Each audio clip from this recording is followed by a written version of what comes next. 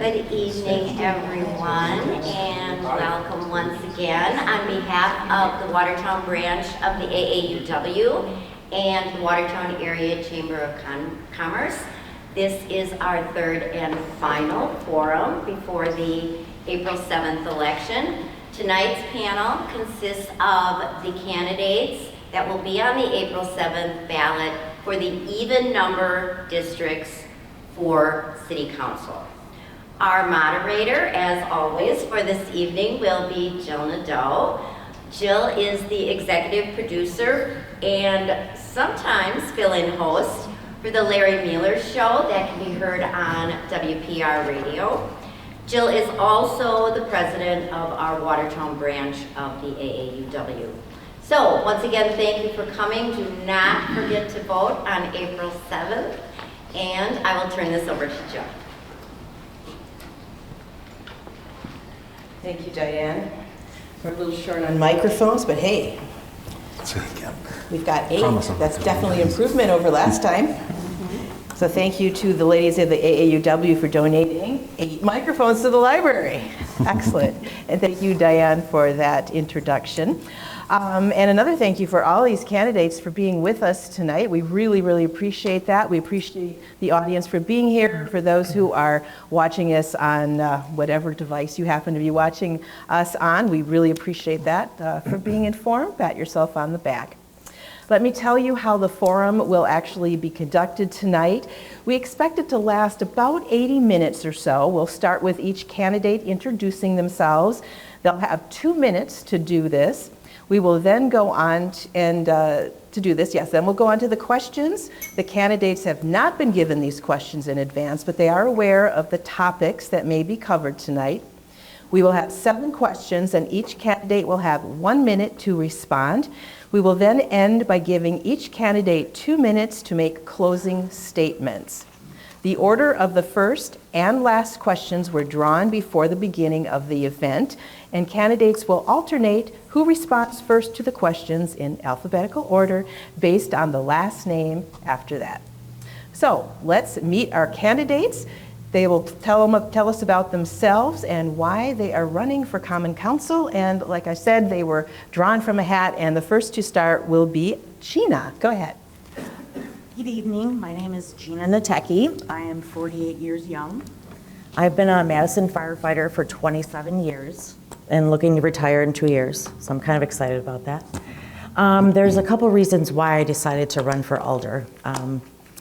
My friend and mentor, Dan Bartz, is retiring, and we just discussed things and just hearing about a few things on the current council about not being for the library, defunding the town square, and the firehouse not really being about that, and those kind of bother me. I feel that we need to grow, and also I just think there needs to be a younger, fresh perspective of things on the council. Tara made me prepare something because she kind of gets anxiety when I just wing it. So, I'm Ian Pilak. I'm running for the 4th District Alderperson. My family and I found our way to Watertown in 2020 after being priced out of the housing market in Oconomowoc. But it was ultimately a better fit due to Tara's job schedule requirements, and we liked knowing that it was a city that was on the rise. So we were fortunate to find a comfortable home and begin growing our roots here. The pandemic was a weird time to be in a new place trying to meet people and make friends, and we were fortunate in that regard because that really forced me to be out here in the parks meeting people while she played. And I was able to have a lot of interesting conversations with a wide variety of other residents. It also forced wider access to municipal government and meetings and decision-making processes that make the city go. Somewhere along the way, a few different people suggested that maybe I had some interesting ideas, perspectives, and opinions, and should think about volunteering for some of the city committees or even running for council, so here I am. I couldn't point to a specific time or vote that I struggled with while Alderperson Bartz was in the seat, but there were many times that I listened to various meetings and wished that there was anyone in the room to ask the questions that were popping into my mind in the moment. So that's why I'm running, to add those inquiries and ideas to the mix, work cooperatively to keep Watertown moving forward in a positive direction, and make it a place that people want to live, or sorry if they have to leave and want to come back to if they've gone. Thank you. I'm Fred Smith. I'm running for the City Council in the 6th District, and I am very thankful to be able to be here this evening. I thank everybody that has been a participant in the primary forum and now here tonight, and for all the interested citizens that have come out to be part of this. It's amazing how fast 40 years can go by, but it was 40 years ago this year that our young family moved to Watertown. I had been 11 years in the United States Marine Corps, and I was coming here to be on the faculty and corporate attorney at Maranatha. And the first 3 years were absolutely amazing. I enjoyed the teaching. I enjoyed our city. The kids loved it. My wife Diane and I just found this to be the most wonderful home you could ever imagine. I picked up the Daily Times one day, and it said that the city was contemplating a 28% tax rate increase. And I knew how tight the finances were in our family, and I couldn't believe what I was hearing. So I went to the city council meeting, and I was amazed to see that there was really no commitment in behalf of the taxpayer. So I decided I would run for the city council. I did. That was the first of 9 terms on the city council, and I had the honor of being able to serve 3 times as mayor. While I was in office, I made the commitment that we would not borrow during the entire first term in office. We did not. We would not raise the tax rates above the rate of inflation. We did not. And I am today still honored to be able to serve on the city council and continue to take a fiscally responsible approach, very much concerned about taxpayers in our community. Thank you all for being here this evening. My name is Rita Haase, and I'm running to serve the good people of District 8. I'm a mother, a wife, a homemaker, a Christian, and a constitutional conservative. My husband and I moved to Watertown to care for my mother just under 4 years ago, who was ill. I received my bachelor's degree from Columbia College Chicago. I've worked over 20 years in customer-facing roles and behind the scenes analyzing customer experience data. So providing good service is highly important to me. I also co-owned a custom cabinetry and remodeling business with my wonderful husband. So why am I running? I'm going to be completely transparent with you. I'm certainly not a politician, and I don't intend to make a career of it. I've been told that I am way too straightforward and lack the schmooze gene. So I had zero intentions of running and vehemently rejected the notion several times. But my neighbors, several of them in District 8 and people from other districts as well, and my husband urged me to do so. I accepted the responsibility because I care about Watertown, the people in my district, and the entire city. So staring in awe from the sidelines when action is necessary is not something that I think is productive. So I suspect that my neighbors believe I will represent their desire to maintain the historic culture of Watertown and promote healthy growth and uphold their values on Common Council, and I intend to do just that. Thank you. Good evening, everyone. My name is Todd Hune. I'm running for Alder of District 6. Like many of the people before me, I'd like to start by thanking the AAUW and the Chamber of Commerce for putting this on. I also want to thank all of you for giving up your evenings. I know you have a lot of demands on your time, and the fact that you're sitting here tells me that you felt that this was the best use of your time for right now. So thank you for that. I appreciate that, and we'll try to make it as meaningful as we can for you. A little bit of my history for many of the people in the audience I know, but for those who don't. I'm a Watertown native, graduate of Watertown High School. Both my parents were Watertown Unified School District teachers. You could say education is in my blood, and I'm the black sheep of the family because 3 generations and I broke the mold. After university, I went off to medical school and became a doctor. The Air Force paid for that for me. I did a family medicine residency, followed that up with 20 years active duty in the Air Force, retired about 4 years ago. In the meantime, My wife and I had fallen back in love with Watertown, and when we retired, we decided that out of all the places in the world we'd lived, we wanted to raise our family here. So we moved back here to Watertown about 4 years ago. My children are all enrolled in the school district. I'm involved on the Board of Health here for Watertown City, as well as the RDA. Now, one of the questions people say is, well, why are you running for office here? You know, what is it that's drawing you to this? And much like my neighbor to the right here, Rita, I was coerced. No, I'm not coerced, but many of my friends and neighbors approached me and asked me to run. And I'll be honest with you, as a somewhat selfish reason, I also really miss serving. I served the country for 27 years between reserves and active duty, and I'd like to serve the citizens. I feel that I bring a fresh perspective, I bring decades of leadership, and I believe I can really help the city move forward. Thank you. Good evening. My name is Jonathan Lampe, and I'm running for my third and final term representing Watertown's 2nd District. I'm also the loudest voice for growth and optimistic investment on the council. I appreciate the invitation, and thank you to the Chamber and the AAUW for organizing the forum tonight. My wife, Melissa, and I moved to Watertown 18 years ago because of its location and its history. Our 3 children attended Lincoln, St. Bernard, St. Henry's, Douglas, and the high school here, and we remain advocates for public and private education in the community. I've spent most of my professional career in leadership roles at technology firms and corporations. My undergraduate degrees are in computer science and operations, and I hold an MBA from the University of Wisconsin-Madison. Before joining the council, I helped lead the $10 million reconstruction of the building this forum is being held in as the library board president. Working closely with Library Director Peg Chekai and a motivated army of volunteers, our board privately raised the majority of the funds used to rebuild this place, and then delivered the project under budget. Once I was elected to the council, I continued the work with my colleagues, the mayor, and department heads on practical results. With their help, I saved Riverfest from permanent cancellation, redirected its funds and missions into a new nonprofit, and then volunteered my time to lead the organization for 2 years. I passed a 3-year plan to program the new town square. I worked on redevelopment planning for the riverfront and long-term planning for our park system. I allocated federal funds to resurface Main Street out here, rebuild the historic walls in Riverside Park, and put affordable daycare for working families. I put a new law banning smoking at city playgrounds in place. I boosted tourism by raising Watertown's hotel tax to the same level neighboring communities charge. And I funded the new fire station and training tower to put Watertown in the driver's seat during regional conversations. Overall, I hope that gives you a sense of how I approach the role.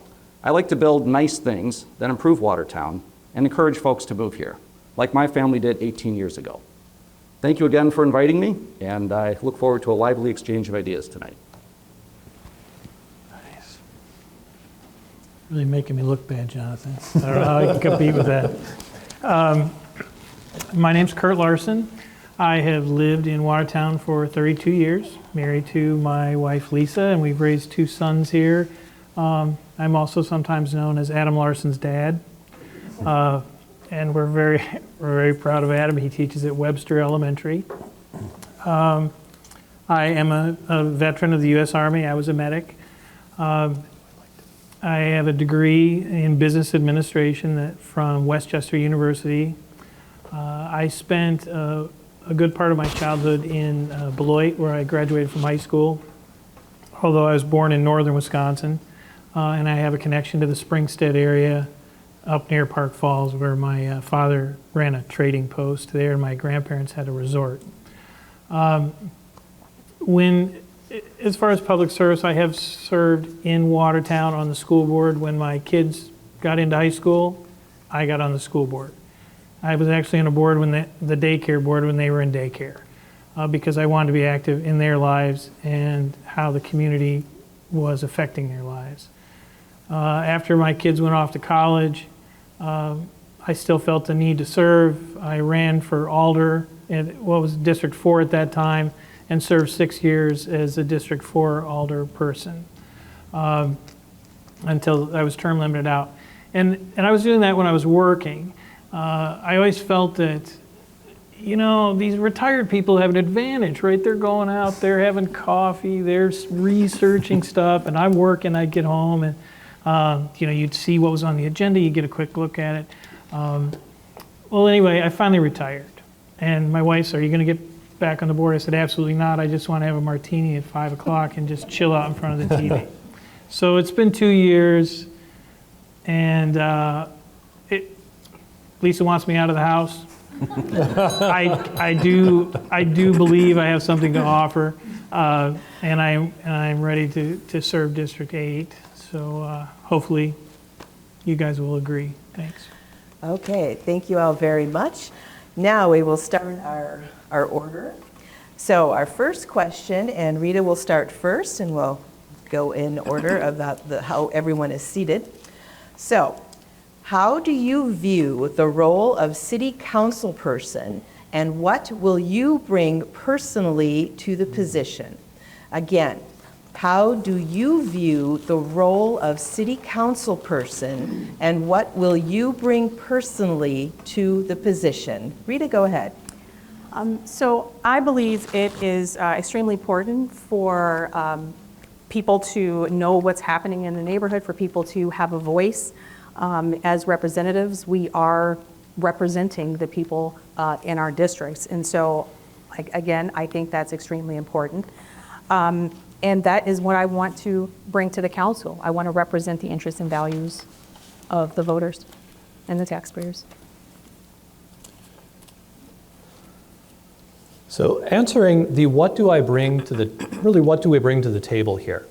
Well, in addition to the experience that I have working with the Board of Public Health, in addition to the experience working with the RDA here in the city right now, I was also the chairman of the Board of Education when my children went to school in Houston before we were assigned up here.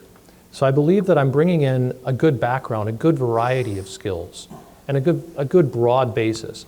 But I will tell you the two real driving factors to my leadership style. One is two-way communication.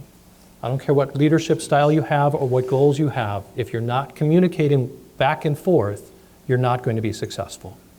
The other thing, and perhaps this is driven by my background in medicine, I want to see data-driven decisions. I love to see the data, and I love to see data that matters. So for me, what I bring, I believe, in addition to decades of experience of leadership, is the communication and the data-driven decision-making. Thank you. A little bit of what I covered in my opening statement about nice things applies, yes. But I do think that there is value on the council of that diversity of opinion. I sit literally on the council between a couple of budget hawks who keep all of us from spending too much of the money that all of you entrust us with as taxpayers. So that diversity of opinion draws out what are those most important things that we see as a council and allows us to build that consensus around those items that we do want to bring forward to the community and improve everybody's lives. The last thing that I'll say on the role of the council, though, is that tie into the constituent. There have been countless hours, countless days, countless weeks where I've had conversations with folks explaining what it is, explaining the various options that the council is looking at, explaining how a budget works, how property taxes work, being that last mile in many cases between somebody who thinks of the city government as unapproachable and somebody who can actually sit down with you and have a conversation about how it works or how they may actually contribute to this community that we all call home. Okay. As far as the role of city council, I think it's of a councilman, it's pretty much covered. It's representative government, so we've divided the city up into 9 districts, and everybody gets about 2,500, 2,700 people that they represent. And I know when I served in the past, I did it through email, or people would call me. They'd say, "Hey, I don't like this." I'd say, "I'll come over. We'll look at it."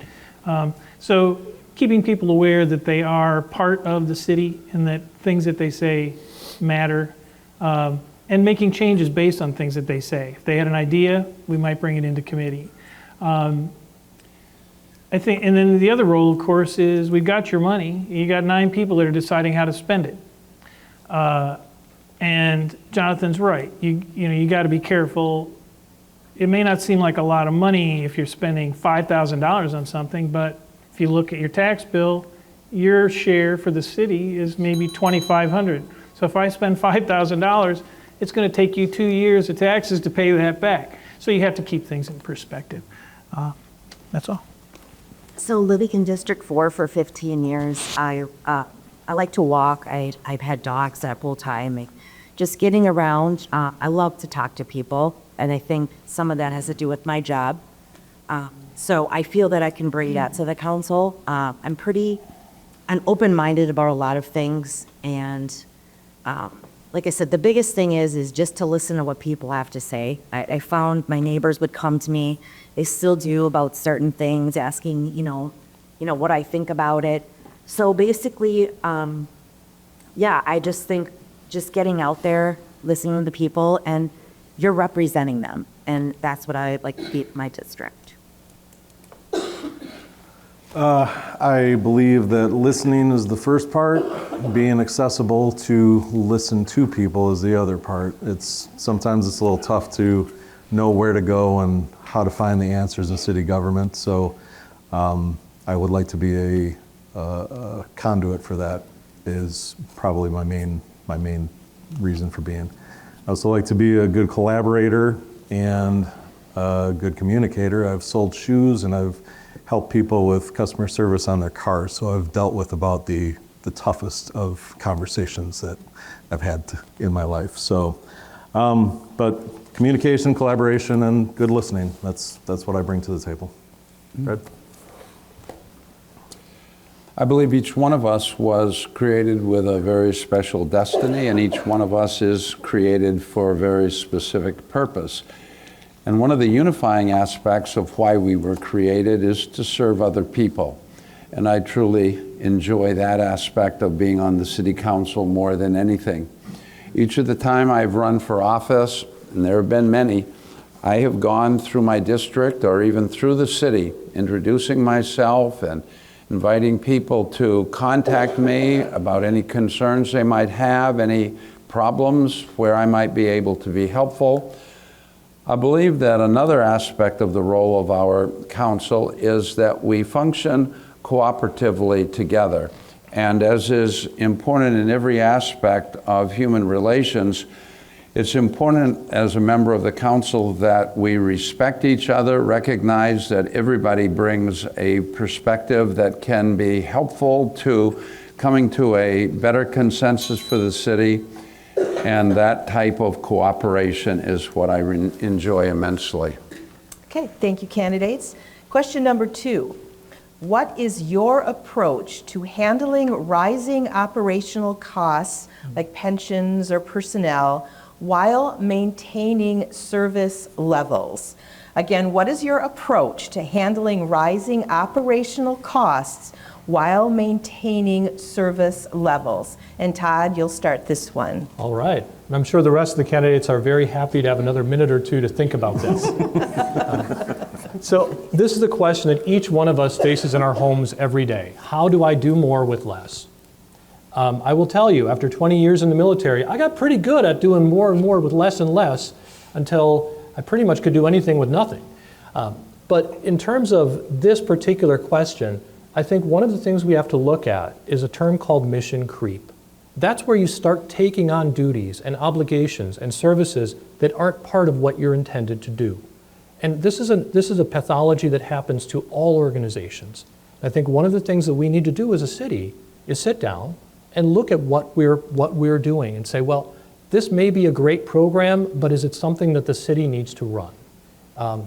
And because we start to, over time, accumulate more and more of these things, it drains the budget, and it makes it very hard for us to accomplish the core things that the citizens want us to accomplish. So my take on it is a very close look. I like data, and to be able to say, what are we doing that maybe isn't necessarily something we need to do? This is a challenge that comes up every single year in city budgets and will come up in city budgets every single year. There are a number of things that we have done on the council that I've had a hand in, and generally the philosophy here is to keep tax increases at or below inflation. We did a very good job of that for the last 3 years, and I think we got pretty close to it again this past year. We've also done things like look at healthcare options, whether there's things that we can do to bring some of our major cost drivers into effect. We also, as a city, of course, have to be very careful what we do with our union contracts. Right now, we have those in the fire and police department. We have allowed those to go a little above inflation, but again, mostly indexed to inflation. But I do appreciate the question. I think that by indexing to inflation, that's going to be our best way to manage costs going forward. And then we basically buy what we can buy. Yep, and it's just how it was when I was on finance too. You've got about 80% of the money that you need to do the work that needs to be done. You don't want to raise taxes. You have to keep in mind that you've made a commitment to provide services by taking the tax dollars. We as a community say, look, I can't afford my own security force, but if we all pitch in a little bit, we can have a police force. I can't afford my own dump truck, but we can all pitch in, and then we can have streets departments to take our trash. You know, we've got parks because we can't all afford to own land where we can have for recreational use. So we make a commitment to maintain parks. We make a commitment to maintain the streets, sewer, and the mission creep that Todd talks about is exactly what happens. You start giving a little more here and there because you know it's the right thing to do, but at some point you got to take it back. Thank you.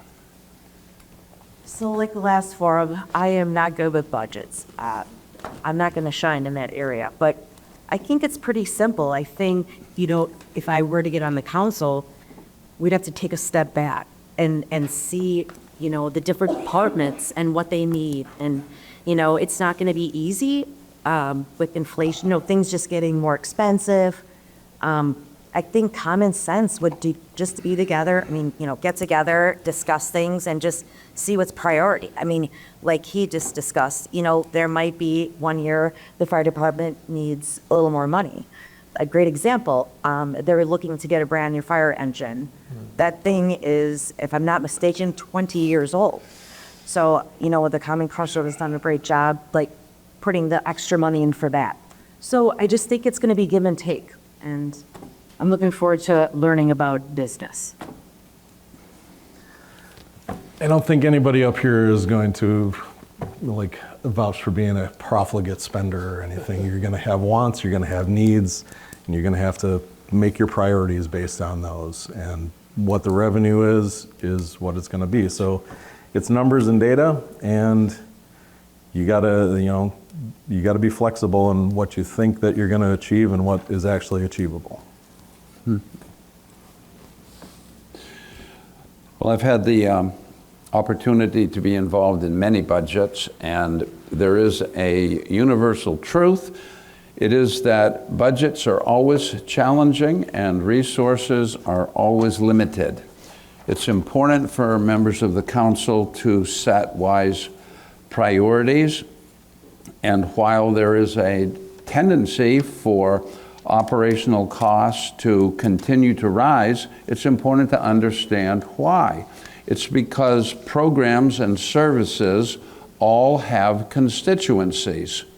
What the City Council needs is people that are committed to balance those needs and those programs and those services, and at the same time to represent the taxpayers and be their advocate. One of the most important things a council member can learn to do is to say no when that is the necessary decision.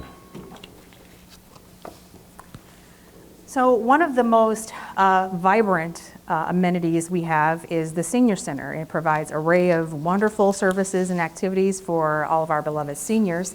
I do believe that city amenities and services should undergo periodic review of offerings, usage, staffing, programming, and any associated cost to ensure funding is going toward amenities and services that people are actually using and find helpful.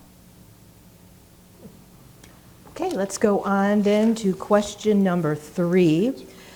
The future of Riverfest is uncertain at this point, and with the amount of income and exposure that the event brings to the community, how do you suggest the city support Riverfest and/or Riverside Park?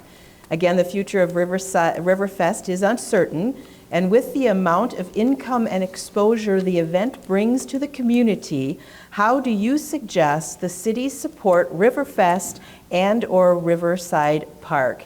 And coincidentally, Jonathan, you start this one. Thank you, Jill. As she is inferring, I founded the Riverfest nonprofit that took over the mission and the finances of Riverfest 3 years ago. I ran it as its president for 2 years, and then it's its treasurer last year, transitioning it over to a new committee coming into this year. I have many thoughts on this topic. I will condense them very quickly. The committee this year is looking at what is a community-sized festival. What is something that can be sustained by local businesses? What is something that we can continue to bring a lot of the attributes of past year's Riverfest and the things that people like about it, but sustain it from a financial perspective? That's not to say the first couple of years I ran it, we lost money. In fact, we actually pulled in a small profit over those 3 years. But there's a lot of risk in that. And as you know from the weather from the last couple of years, we've benefited from that to squeak out those margins. So I believe they're taking a healthy reset. I am somewhat involved in some of the discussions that those folks are having, and I do want to continue to support them from all angles. I agree with Jonathan. I'm not familiar like you are with what's going on. I think that's a great idea. You don't need to spend maybe $20,000 on fireworks. You just want to have a party where everybody can get together. It shouldn't have to break the bank. People want to get together. They want a party. And, I used to talk about aldermen generally want people to get together and party. And every department's got its own kind of special, unique world, The health department wants everybody to be vaccinated and stay away from germs. The police wants everybody in their houses at 9 o'clock and a camera on every street corner. The alder people want block parties and people out engaging with their neighbors. And Riverfest is like the ideal world for an alder person or somebody that's trying to build community. And it doesn't have to be a big, it can be a potluck. It's still a party, right, where we all get together and celebrate the community. So I think not having Riverfest this year is gonna hurt us. I know people come in from different states to come to this, but I was reading an article, and again, I hope I'm right on this, but some of the concern was things that were deteriorating, like the stage that holds, the music and things like that. Like, if things are deteriorating, we have to fix it, right? So that, I think, might need some money and, give a facelift there. And then also I heard the pavilion is not doing well either, like going up to codes and electrical and things like that. But like I said, I don't have a background in that, but I think taking a pause is going to be a good thing. Just because of population, like how many people we're getting in, you have to maintain, like I said, the police, the fire. So, I might not be liked by this, but I think it's good that we're taking a second and taking a step back. I think at the last forum I said that I'm trying to be smart enough to know what I don't know, and I'm going to say I don't know. Hopefully I can develop a relationship with Jonathan and I can ask his opinion and get some education on the whole matter, because all I've gone is I've been an enjoyer of Riverfest. I really don't know enough about how the nuts and bolts of it are, so I'm not going to offer any useful opinions on that right now. I think everybody can agree about how important Riverfest is to the community and has been for so many years. I don't believe that there is one certain and essential model by which Riverfest could be run. I believe what we need to do is to be creative and to look at every option and basically take the view that it is extremely important that we keep Riverfest going. We have over many, many years seen the way that Riverfest is funded change. During the early years, Riverfest was subsidized by the city of Watertown. We entered into an agreement maybe 4 or 5 years later after that. And what we did was we created a rainy day fund, a substantial fund, and then we transferred all the profits to the community foundation. And most recently, we've had wonderful community participation, and I take my hat off to Jonathan for the efforts that he's made to keep Riverfest going. So I understand budget limits are not suggestions, and the government doesn't have its own money, right? It's taxpayer money. And so we understand that everything that we always want, we may or may not be able to do right away. But that said, I've spoken with a lot of people in my district, and they were very much looking forward to Riverfest and are disappointed about not having it. So, I'd like to harken back to my previous answer in that, perhaps there are other services that we can review and determine, if they're still useful to people. So before I mentioned two of my focus items, communication and data-driven decisions, I want to add a third one to that, and that's balance. When we look at Riverfest, I'm old enough to remember when it first started. And we've seen the growth over the years, and it's grown and grown and grown. And I think this pause is not a bad thing, because it gives us a moment to look back and say, has this grown beyond what we wanted it to be? Is this still a community event, or is it an event for people outside the community? Now, I love the idea of bringing in lots of people into Watertown, showing off this town that we have. I'm very proud of living here. But I do think that it warrants a chance to sit back and say, what do we want this to look like going forward? Now, a big part of that, too, is it is a community event, and that means it runs on community members. We need volunteers to make this work. And I'm hoping that this pause will have people remember how important it is to the community, and that we'll be able to rally the volunteers to really put on a great show in the next year. Thank you. Let's go on to question number 4. What are your thoughts regarding the development of Watertown's riverfront, regard to housing, business, recreation, etc.? Again, what are your thoughts regarding the development of Watertown's riverfront? Housing, business, recreation, etc. And Kurt, I believe you start this one. Okay. Let me just get it.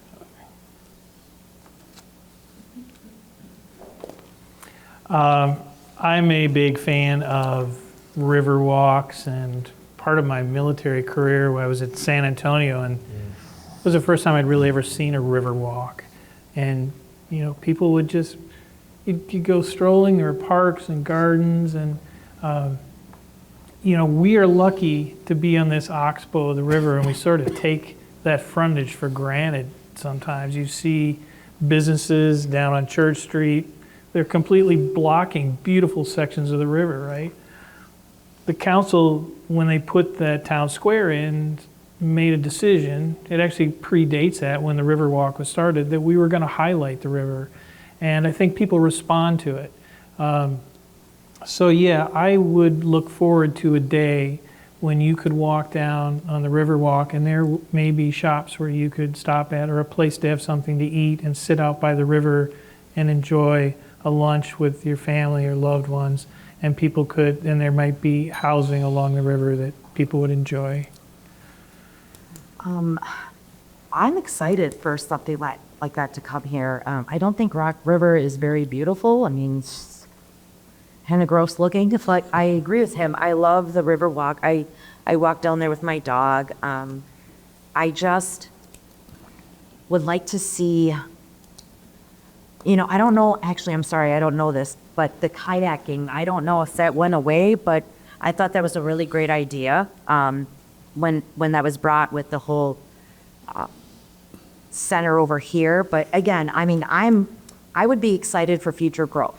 So if that entails, doing more projects there, I definitely would be in. If we are going to be building homes and if we want to bring people in, we have to have things that people want to come see and people, people want to do. So I would love to be a part of that. I think that community spaces are going to be a driver of development, and there's going to be a push-pull, but I would just like to approach it in a balanced fashion so that we're not closing the river in with apartment buildings or condos, and there's no community spaces or less community spaces that's going to bother the new residents, because everybody knows that you move to a place and then all of a sudden, oh, there's all that noise. But I just, finding a balance in there, and I like the plans that they've laid out so far, but of course, you know, flexibility is going to be key, and who knows what expenses are going to be down the road. But just making sure that we're not turning it all over to developers, or, you know, leaving some space for us to gather to and have a good time and commune with each other.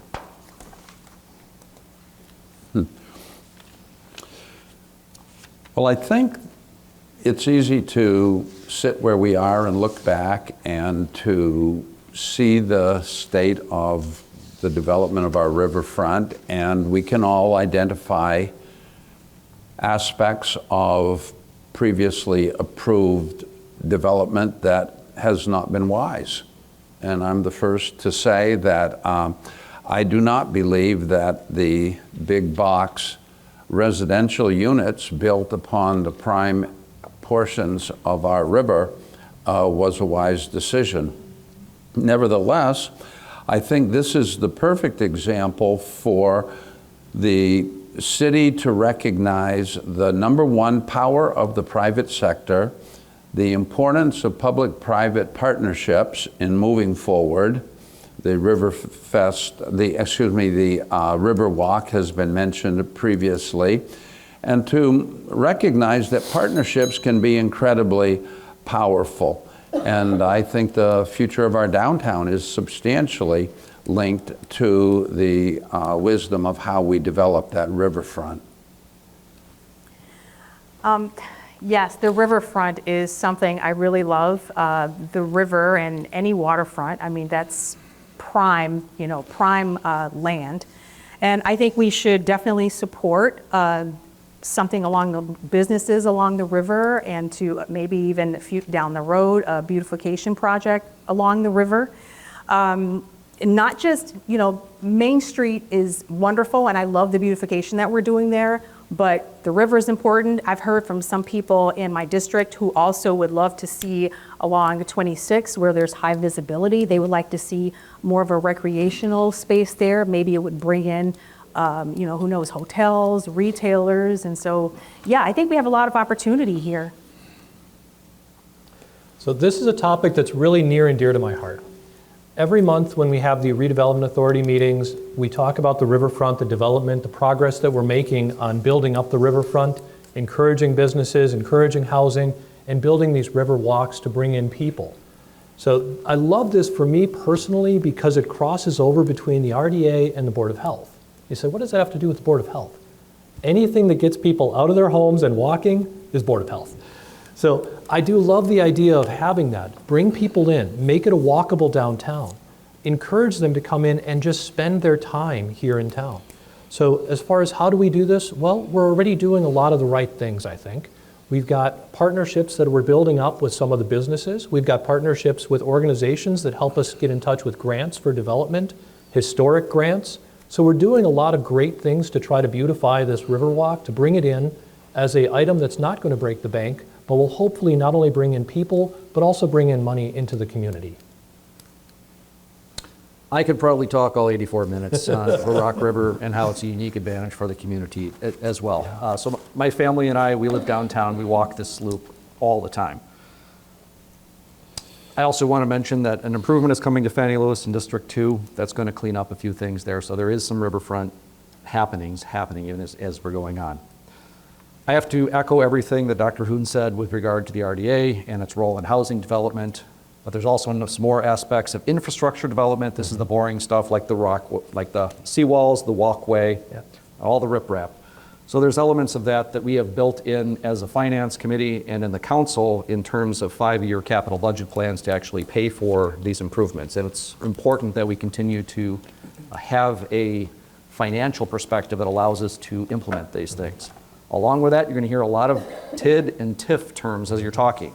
The Oxbow development that hopefully is going to happen right here on the waterfront is one of those examples. We need to continue to support all of that. Okay, thank you. On to question number 5. How will you ensure that tax dollars are used efficiently, and how will you evaluate the success of city programs? How will you ensure tax dollars are used efficiently, and how will you evaluate the success of city programs? Gina, you're first. Of course, that's my question. I thought I was going to shine. From what I know, again, I have a lot to learn here. But being on the council, there are different committees, and that would be a committee, someone that would have a background in this, or, you know what I mean, experience. I don't feel that I could really bring any wisdom when it comes to this, so I'm not going to try to make anything up, but there are other things that I think I would shine in. Budget and business and tax, that is not my jam. I'm so sorry. That's probably where I'm going to be leaning on the city staff, because listening to them in the committee meetings and their presentations, they are going to be able to educate me better than any ideas that I have about it. But it's taking in the information and then, hammering it out and figuring it out and making the tough decisions of what to cut and what to keep. And since last we gathered, there's been some world events that could be throwing any big ideas that any of us have totally into chaos. So, but the city employees will probably get sick of me, especially the department heads. Certainly one of the number one priorities for our community is the efficient delivery of excellent services. The question becomes, obviously, how do you determine what tax dollars are performing most successfully and which ones are ones which can be trimmed? Number one, I will say I am very thankful that we have got an active and vibrant mayor. We have an excellent city staff. The finance department in our community is on top of virtually everything.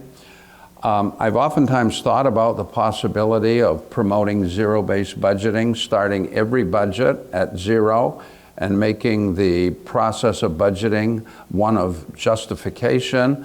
I think there's an element where that can be helpful, but I think it is the leadership oversight in our city that keeps our services as efficient as they are, and I'm very proud of the services that our city is delivering.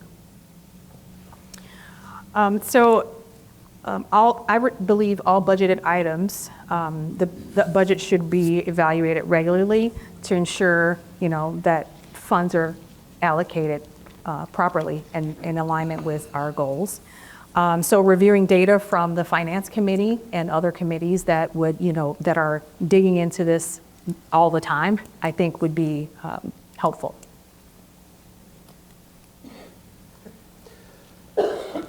As a physician, one of the first things we learn is never begin a treatment until you have a plan to end it. Now, I don't care if that's pills, crutches, a cast, a splint, whatever it is, you don't start it unless you have a plan on how you're going to end it. The same thing applies to programs. Programs need to be reviewed to say, are you meeting your objectives? If not, why not? And if so, are you still necessary? Can we end this program if it has fulfilled its objectives?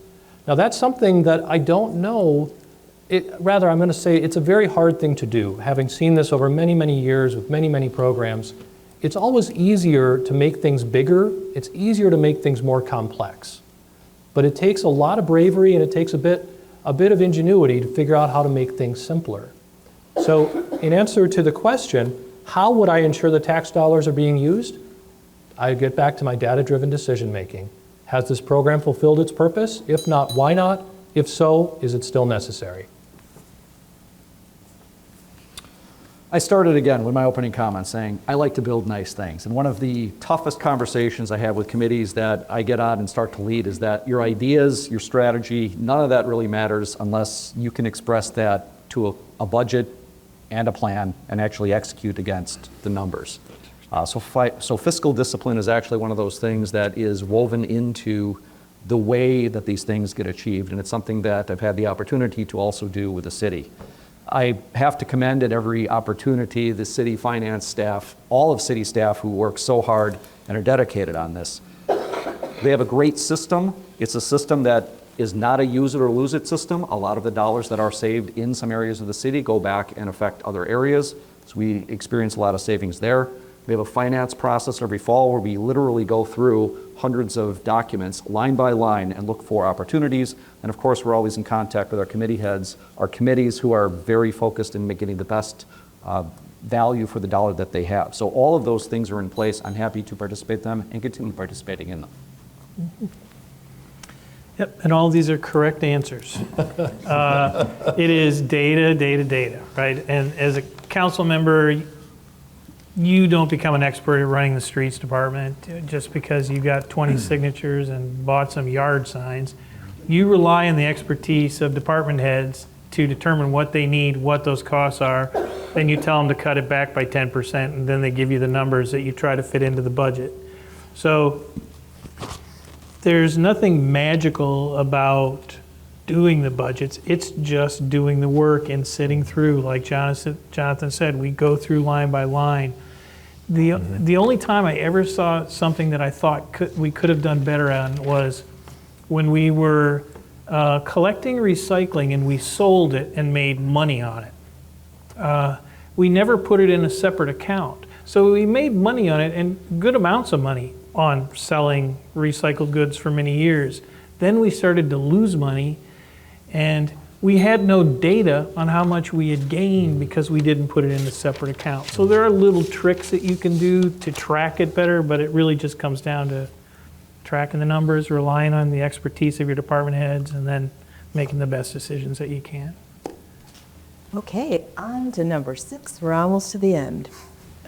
What is your plan to support small business expansion to keep our local economy strong and retain talent? Again, what is your plan to support small business expansion to keep our local economy strong and retain talent? Ian, you start with this one. You said yours was hard?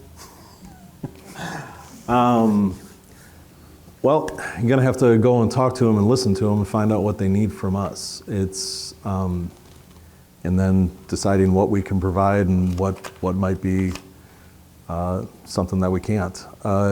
There's things like right now with the Main Street reconstruction, they're looking at trying to get funding for replacing the laterals that go into the buildings that are, so that we're not tearing up the street later on as development happens. That's a positive, progressive viewpoint to look toward the future. So it's getting on board with the business owners and finding out what they need. That's my first step. We have been very aggressive and very successful over time in creating TIF districts, which have created a tremendous amount of business expansion in our community. Recently, the focus has been primarily upon residential, but the simple truth is the vast majority of economic activity, the vast majority of new jobs, the vast majority of business expansion comes through small business. And one of the things that I believe we could do as a city that would, in addition to keeping taxes reasonable for business attraction and growth, is to recognize that the regulatory process can be a major detriment to business expansion and business location here. So the amount of time that it takes to get a business approved and the amount of regulation that is placed over it are major factors that can be helpful in trying to attract and expand businesses. So we should definitely make sure that we are facilitating a business-friendly environment for our, local businesses all across Watertown and for prospective investors and businesses. The other thing is, so this last weekend, I visited Crown Point, Indiana, and it was teeming with construction of every type, restaurants, gas stations, you name it. And one of the things that they focused on in order to garner more business was beautification projects. It actually drew people in because people wanted to know, what they were doing, and it looked vibrant. And so a lot of families are there. So I think that's one of the things too that we want to do to bring in more small businesses, more industry, and just create an environment, that is ripe for growth. One of the hardest things about small businesses is, let's be honest, red tape. So as far as my plan to support them, I'm a big proponent of making things easier. There's a lot of programs over the years that I've helped to evaluate. I traveled all over the US doing program reviews and helping people to revise their programs that they had for various purposes. And invariably I found that they grew more and more complex with time. So I would like to go in and say, look, let's make this as easy as we can for someone to start up a business. Now, if that means cutting red tape, great. Now, both the RDA and Main Street both have grant programs, privately funded for RDA, that we were able to offset some of signs or facade remodeling for the Main Street area, which I think is wonderful because these costs are very difficult when you're starting up your business.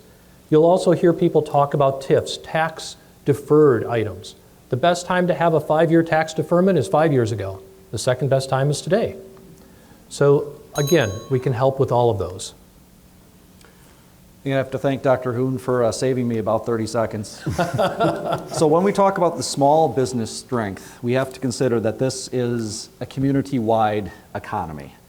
So we also have to include what is it that makes our large employers of the city healthy as well, because a lot of people who work there are the customers of the small businesses as well. There's also the need to interact with specific small businesses and understand what they need. If you haven't had a chance yet, chat with Wes downtown. He'll give you a plan about how you can run a regional small business, drawing customers not only from Watertown but from other areas. We all have to think about the things that they need there. In general, though, we need people who can shop downtown, who understand that downtown is not a direct competitor of Walmart. So professionals at the schools, the hospitals, Fisher Barton, everywhere else. And then we have lots of programs available in place today to help small business owners. Again, RDA, not going to mention that again. The Chamber, though, is a great voice and advocate for small business. We also have MATC with programming, and of course the Main Street program, which is one of the main voices we need to listen to as we start stepping into that reconstruction. I am a big supporter of downtown businesses. I know there's a way of looking at downtowns in general where you say it's not just a lot of little small businesses. The downtown itself, if you look at it as a whole, has a large revenue and hundreds of employees. And it could be looked at as a unit. Like, we'll bend over backwards to get a company to buy land on the outskirts of town to produce something because they're going to bring in 100 employees or 150 employees. The downtown as a unit is as good as any of these large businesses. If you start to break it down piece by piece, or it starts to suffer, it can cause problems where the whole system will fail. We need to support the downtown businesses. The town square was a direct response to that. Businesses wanted activities. They wanted more business downtown. We did studies. This was when I was on council. That came back saying you need a venue downtown to draw businesses where you can have events and activities. We spent a lot of time and money figuring out that the town square was the answer to that. So we do have systems in place, including the RDA Main Street. The city is doing everything that it can, and I don't think it's going to let up on it. So I love the downtown, and I think that's a staple in any city.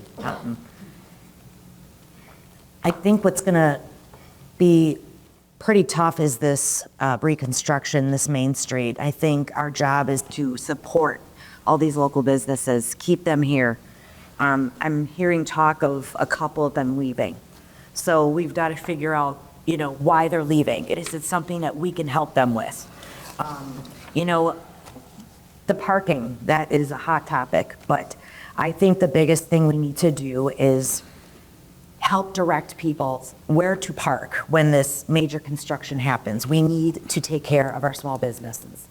I'm a little worried about that, but listening to these gentlemen, I've learned a lot already in the last couple of minutes by them talking. But again, I think we're just going to have to work really hard of keeping them here and above.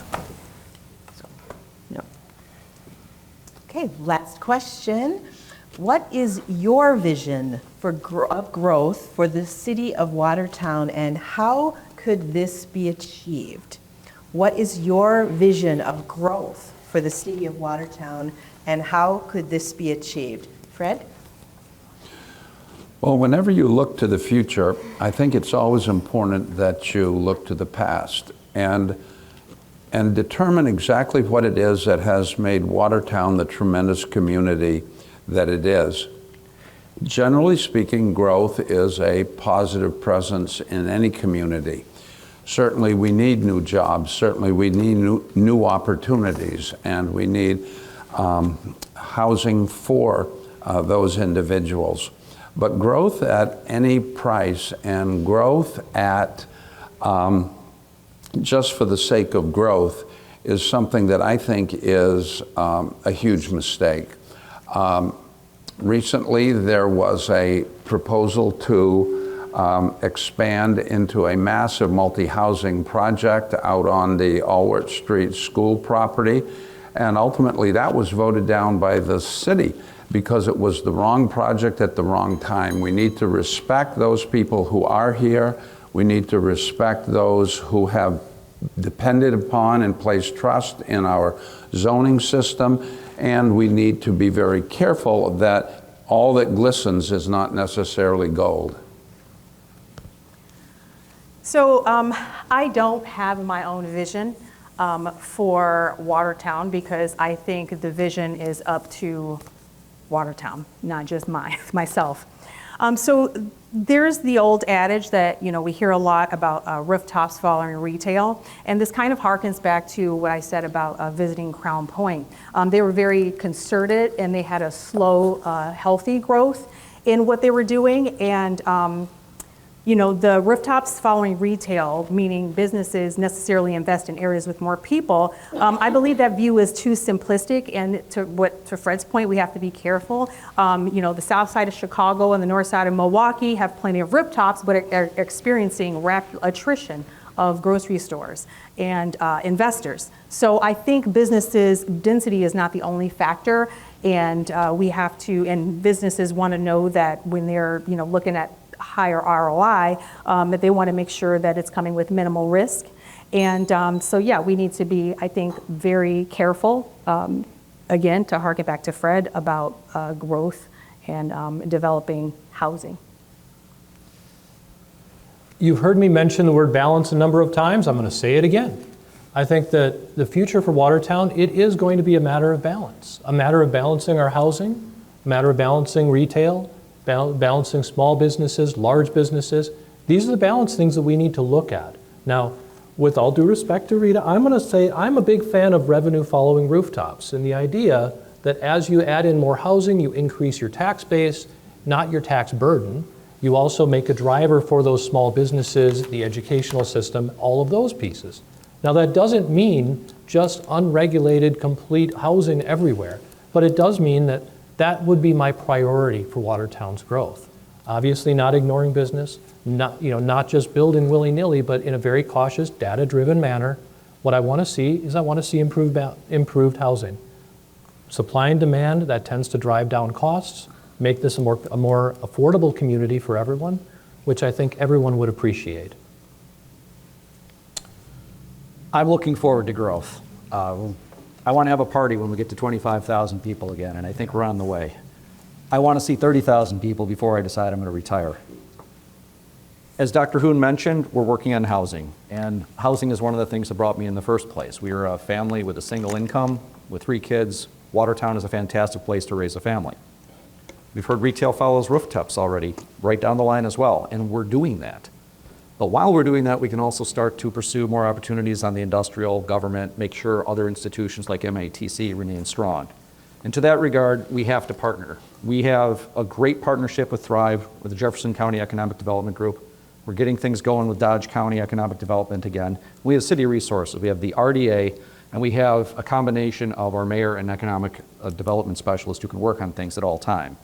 They can attack things with Watertown's interest in mind, while our regional partners continue to find these opportunities for us.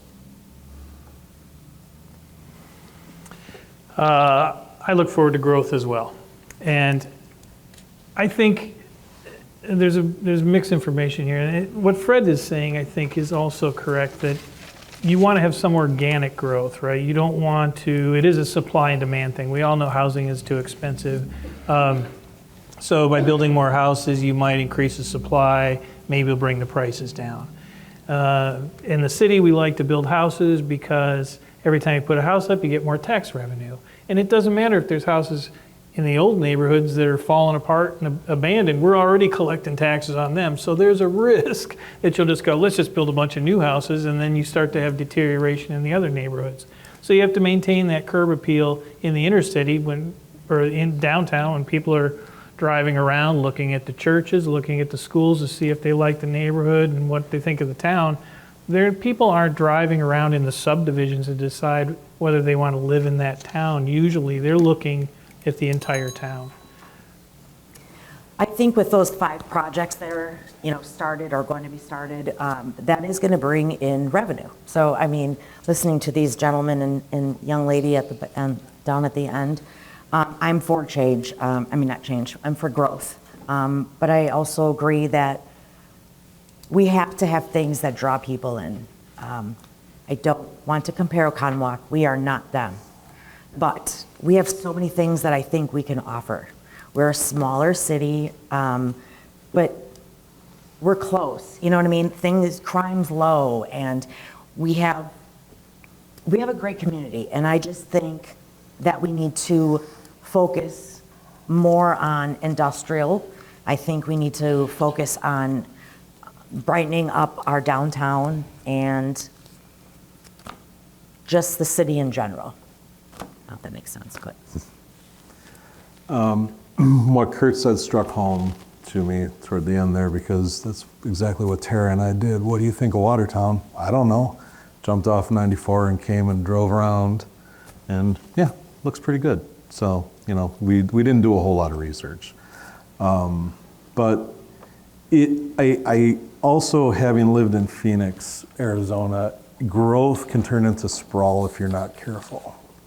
So it's not so much a vision as just a cautionary approach to it, is do these things make sense to do, and don't let the tax revenue that you might be gaining from it eat up, get your greed going.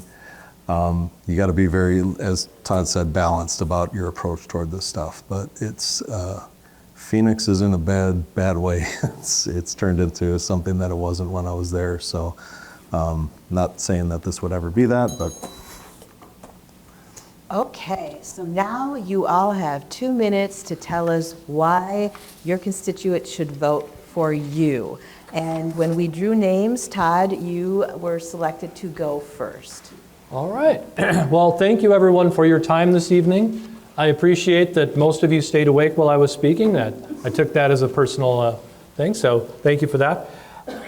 I loved hearing everyone's responses, because over and over and over I heard these great positive ideas and love for the community. So for me, that was really heartening to hear that, and it made my heart happy. Now hopefully, as you were listening to my responses, you probably picked up on the 3 themes that I was hitting on: communication, data-driven decisions, and balance. I think two-way communication is incredibly important.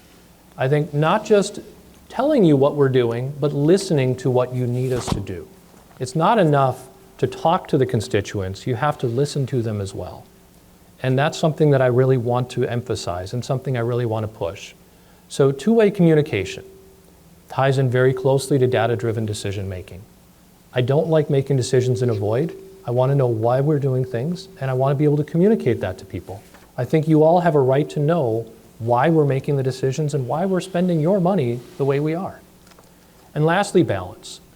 We have to appreciate our past, but look to our future. Watertown has amazing historic roots, and I don't want to lose that as we grow. Honestly, I think that's one of our strengths, and I think it's a base that we can build off of. So in the back of the room, I do have some flyers for you. There's a QR code on there. If you think of any questions that didn't get asked tonight that you'd like to ask me, by all means, grab one of those, scan the QR code, shoot me a question. I'd love to hear it. If you'd like to ask in person, come up, say hi, shake my hand, and let's talk. So I look forward to meeting you more personally, and I look forward to hearing more of your questions. Thank you very much for your time. I told you I'm an optimist, but it's hard being optimistic in these times, and it could be a lot worse if we don't continue to grow. Right now, Watertown has its own police and fire departments. It's got a hospital, grocery stores, a library, a Y, healthy downtown, some big box stores, some industrial employees, an airport, and even its own school district. Movie theater. Of course it does. Well, it always has, you might say. But the reality is that's becoming increasingly rare in a small city like ours, with minimal growth like ours. It's rare that we have all that. So let's talk about the competitive landscape. The state of Wisconsin has several programs aimed at consolidating public services like fire and police departments. Our hospital has Aurora to the east and UW to the west. And we're surrounded by cities run by trained city administrators working with fully funded economic development teams. I don't want to lose the hospital. I don't want to be the North Branch of the Jefferson Fire Department. And I'd like to keep or even build on some of our retailers. But none of that is a guarantee. And it's likely we're going to lose some of our major services in the next decade or so unless we start growing a lot faster than we are now. So that essentially gets back into why I decided to jump into politics, why I decided to carry the library across the finish line, and why I keep bringing nice things to the citizens of Watertown. The last two mayors got growth agents like the town square and the housing next to the Y in place. And with that, we finally started to turn our population decline around. I want Mayor Stocks to be able to put his name on something big too. To that end, I'm optimistic. Right now, we have the Oxbow slated to add much needed housing on the old Johnsonville site. We spent almost $1 million already out by Farm and Fleet for a new retail and hotel complex infrastructure. And we have developers asking to fill in the rest of the land out 26 on A and by Walmart. As the city's most consistent voice for growth, I want to tell you that I'm a type A, all the above advocate for that and more. If our city can pitch it, I'm coming back for one more term to help them build it. Once again, I want to thank tonight's hosts and sponsors. Please get out April 7th and vote for progress. By God, vote for the referendum. And if you're in District 2, vote Lampe for Watertown. How come nobody wants to run against you? That's what I don't know. I'm just scared sitting next to it. He's a tough guy to follow. I can just tell you about me, and a lot of people in the community know me because they've known my wife, they've known me, they've known my kids. I care about the city. I take a problem-solution approach to management decisions. I wrote some things down here. I should probably stick to the script.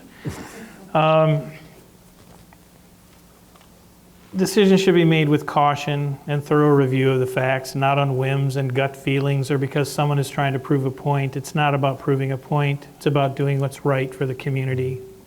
I believe that the city government should use your tax dollars to provide you with a safe, healthy environment to live your life and raise your family.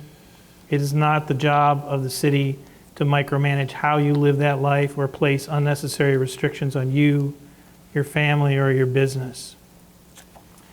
I want Watertown to be the best that it can be.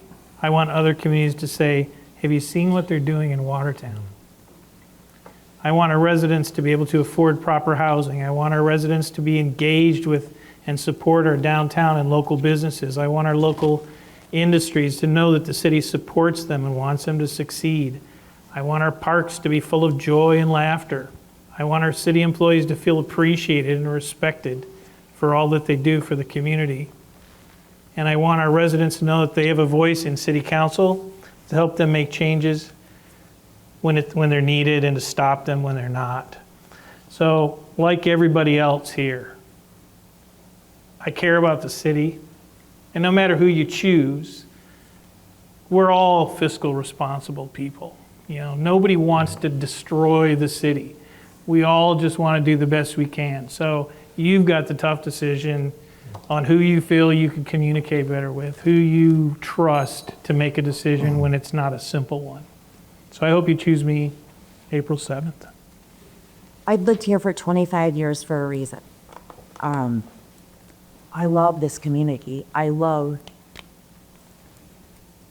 don't know, I just love everything about it, but I feel that we could do so many great things. I've said it before and I'll say it again. I have a lot to learn if I'm going to be voted in. But I'm eager to learn. I'm eager to get out there and talk to people, work with everybody on the community, on the council. I do have a lot of great ideas.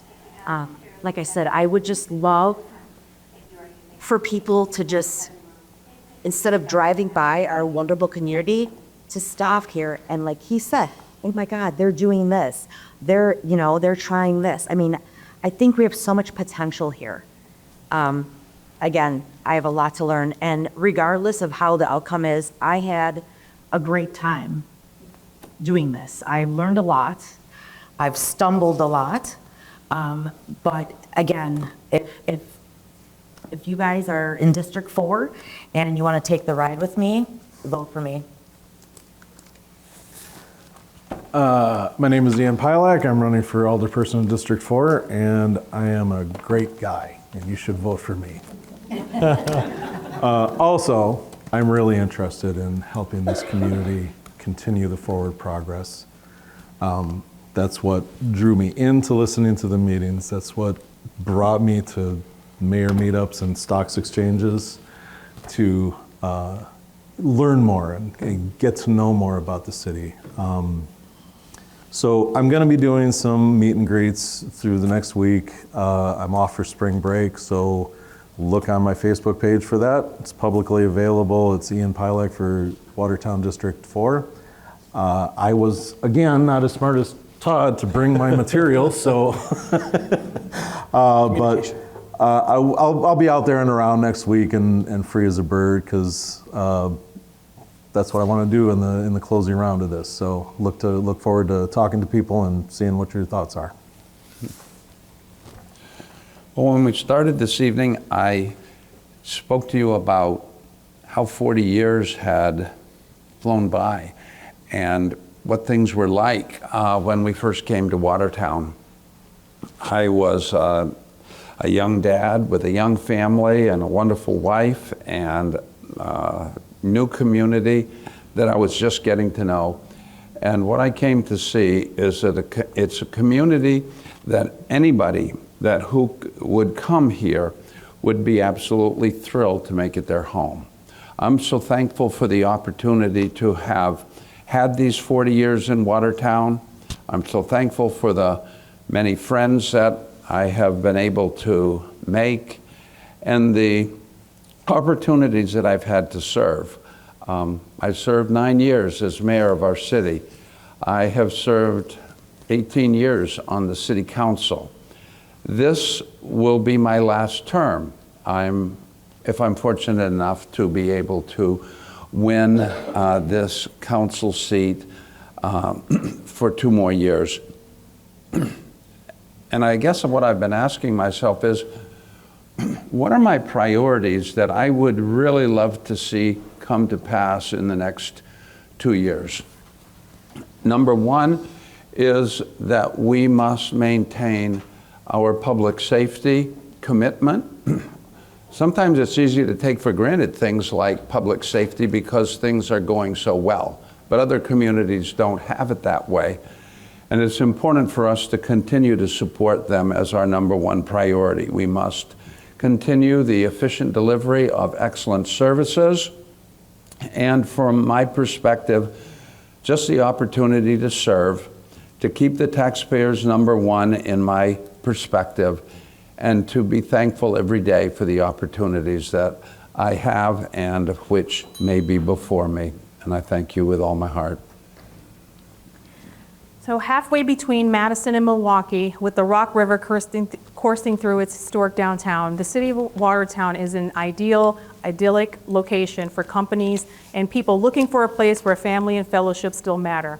Here, residents cherish history and tradition, but also see a community full of opportunity and possibilities. Watertown citizens know the value of an excellent education, the pride that comes from an honest day's work, and the importance of a strong foundation guided by a moral compass. That is the Watertown vision statement. Today, you've heard from several candidates with different views that will help determine the trajectory of that vision. I'm not running to fulfill my own special vision of Watertown. I'm running because I love the city, the people, and more specifically, my wonderful neighbors in District 8. I'm thankful for the history, architecture, and blue-collar culture of our city.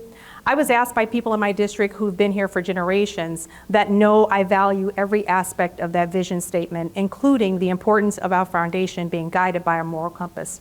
Now, you've heard my opinions and stances on topics from amenities to growth, and so now it's up to you, my neighbors in District 8, to decide who you would like to hear you and represent your interest on Common Council. Thank you very much for being here tonight, and thank the AAUW for hosting this fun forum. And thank you, candidates. We really appreciate you being here and sharing your views with us.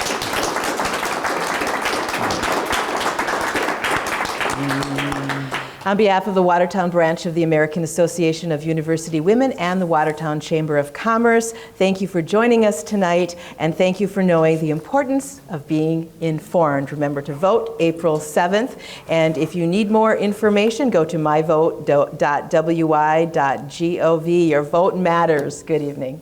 You got my vote for District 2.